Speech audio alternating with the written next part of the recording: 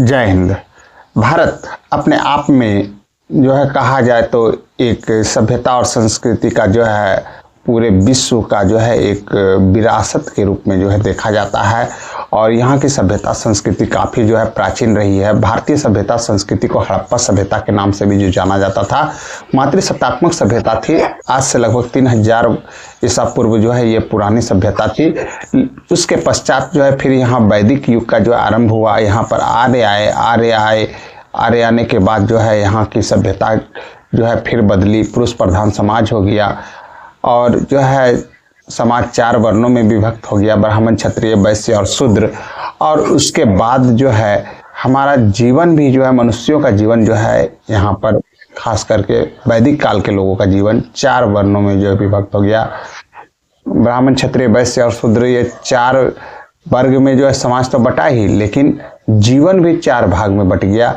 एक जो है जन्म से लेकर 25 वर्ष तक ब्रह्मचर्य आश्रम, 25 से 50 जो है गृहस्थ आश्रम, 50 से 75 वानप्रस्थ आश्रम और 75 के बाद जो है संन्यास। यानी औसतन 100 वर्ष की आयु जो है हमारे लोगों की मान ली गई और इसके अनुसार जो है जीवन को ये 4 भागों में जो है विभक्त कर दिया गया। उस समय जो है संस्कार आदि का जो है विशेष महत्व था और अंतिम संस्कार मृत्यु को जो है कहा जाता था। और इस तरह से जो है संस्कार के आधार पर जो है लोग जो है जीवन यापन करते थे, कार्य करते थे। वर्ण व्यवस्था के अनुसार जो है अपना रोजी रोजगार करते थे। जिस वर्ण में है उसी के अनुसार जो है रोजी रोजगार जो है हुआ करता था। ऐसी स्थिति में जो है समाज हमारा जो है बिल्कुल जो है सटीक रूप से जो है संतुलित रूप से जो है चलता चला जा रहा था। कहीं कोई दिक्कत नहीं आ रही थी। लेकिन कुछ समय जो है बीतने के बाद जो है हमारे यहाँ जो है एक तरह से कहा जाए तो लोगों में जो है एक विचलन आ गया। विचलन माने अस्थिरता। अस्थिरता एक ऐसी चीज होती है जिसके कारण जो है पूरा का पूरा समाज जो है बदल जाता है। ठीक है। स्थिरता और अस्थिरता को अगर आप समझना चाहते हैं तो आप रामायण का प्रसंग ले लीजिए। ठीक है। प्रभु राम को देख लीजिए। जब उनका राज्याभिषेक हुआ तो भी जो है उनमें कोई खुशी नहीं थी, और जब उनको बन जाना पड़ा तो भी उनके चेहरे पर कोई दुखी नहीं था। दुखी था ही नहीं। वो केवल जान रहे थे कि मैं अपना कर्तव्य पूरा कर रहा हूं। उसके बाद कर्तव्य परायणता की अगर बात आ रही है तो यहाँ पर जो है प्रभु श्री राम ने जो है अपना कर्तव्य जो है निभाया। उसके बाद देखिए बन जाते हैं। वन में जो है पत्नी का अपहरण हो जाता है, माता सीता का अपहरण हो जाता है। लेकिन वहाँ भी किसी भी प्रकार का जो है एक क्षण के लिए तो विचलित हुए और जो है पेड़ पौधे पशु पक्षी सबसे जो है पूछने लगे कि सीता कहाँ है। लेकिन फिर जो है वह अपनी स्थिति में आ गए और जो है अपने आप को संभाल लिए। फिर विचलित नहीं हुए। उनके सामने भी गजब का दुविधा था। एक ऐसा व्यक्ति उठा करके सीता माता को लेकर चला गया जो कि काफी सशक्त था, बलवान था, जिसके पास सेना थी, भगवान शंकर का वरदान भी था उसके साथ।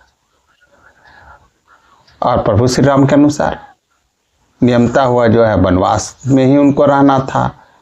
उनके पास कोई सेना नहीं थी, न ही वो सेना वापस जाकर के ले सकते थे अयोध्या से, क्योंकि उनके साथ जो है कंडीशन था कि वो पूरा वनवास काट करके ही वापस आएंगे और इस दौरान वो नगर से बाहर ही रहेंगे। इस तरह से वो जो है इस स्थिति में देखिए कि कंडीशन अपने अनुकूल जो है वातावरण बनाए और वानर की सेना तैयार कर ली और उसी को लेकर के लंका विजय भी कर लिए। यानी कि हर परिस्थिति के अनुसार अपने आप को अगर हम लोग ढाल लेते हैं तो बहुत सारी समस्या यूं ही जो है देखते देखते ही दूर हो जाती है। समस्या कब आती है? जब परिस्थिति के अनुसार हम लोग नहीं ढल पाते हैं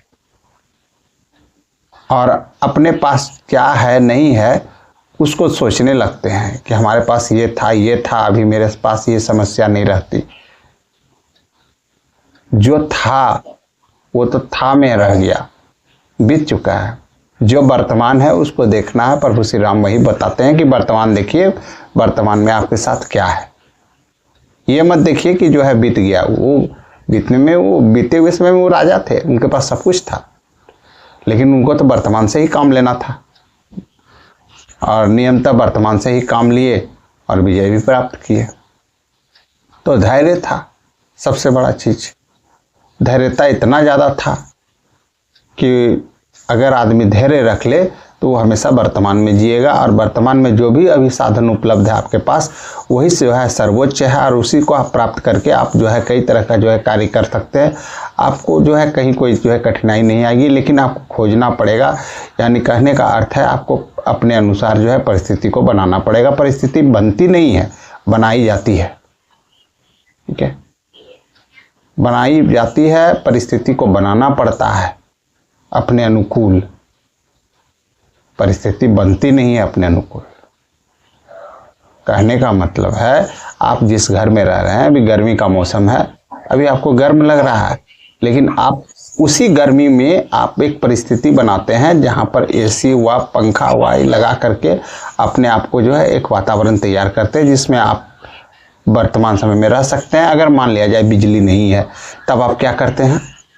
तो आसपास कोई जो है ऐसा देखते हैं गत्ता वगैरह की जिसके द्वारा जो है कुछ हवा मिल जाए, या कोई पंखा अगर मिल गया पुराना, हाथ से जो है हिला करके हौंकने का, या जो अपना चला रहे हैं, तो इस तरह से आप अपने आप को वातावरण के अनुकूल जो है ढालने का कोशिश करते हैं।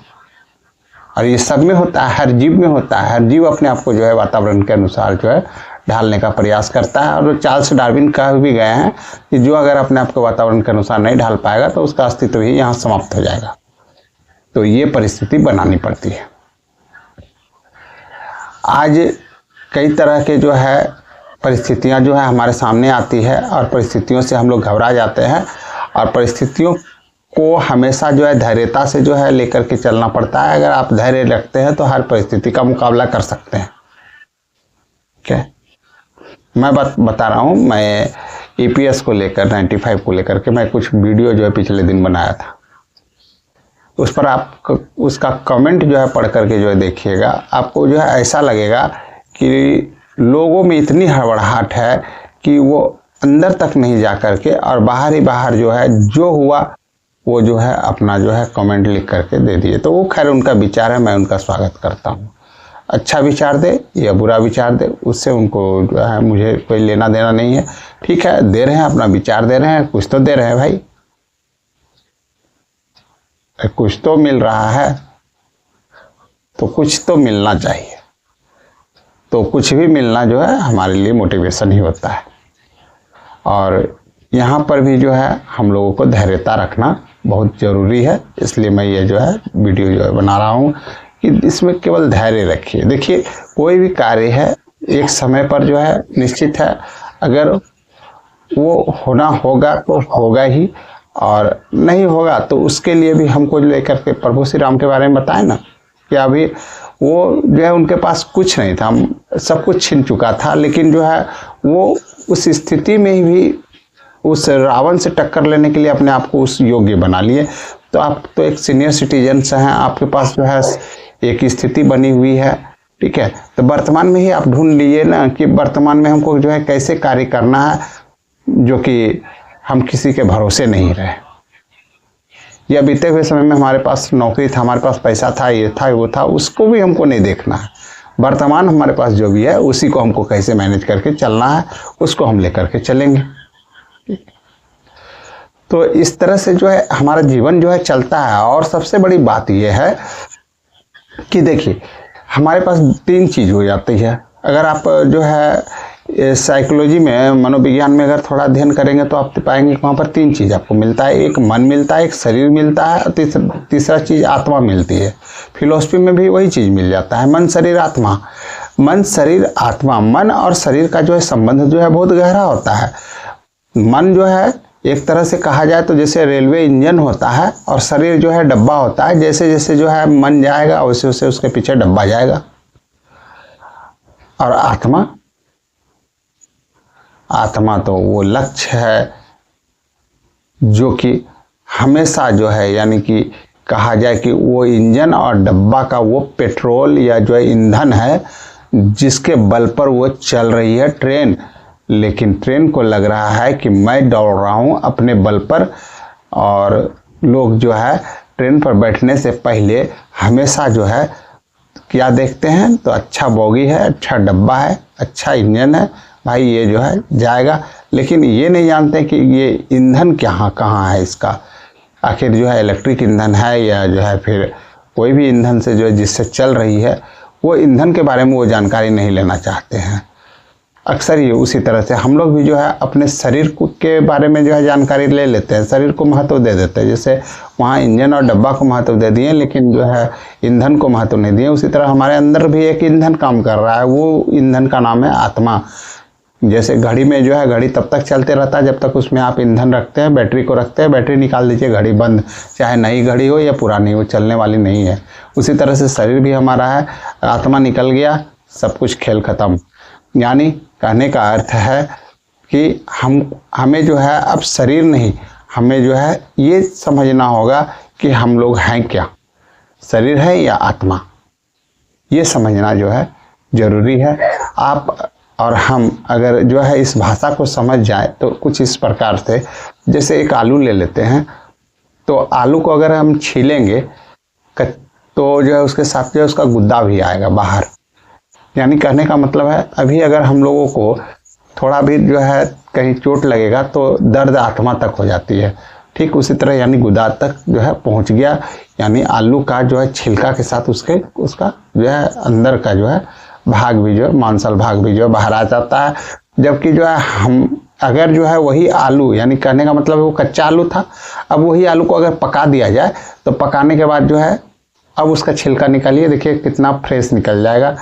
यानी कहने का मतलब है अब पकने के बाद, यानी कि ज्ञान होने के बाद, उसी तरह हम लोग भी जो है क्या आत्मा और शरीर के बीच जो है अंतर को समझ लेते हैं और दोनों को अलग अलग कर लेते हैं। लेकिन अभी हम लोगों के पास ज्ञान नहीं है, तो उस ज्ञान को समझने के लिए हम लोगों को चिंतन करना होगा, तभी जो है संभव है। फिलहाल तो ये तो बहुत जो है गहराई में आने से जो है अच्छा है कि स्वयं अपने आप में समझना, और आत्मज्ञान सबसे बड़ी चीज़ होती है। तो फिलहाल मैं अब आप लोगों के सामने जो है एक नए प्रसंग के साथ फिर मिलूँगा। जय हिंद।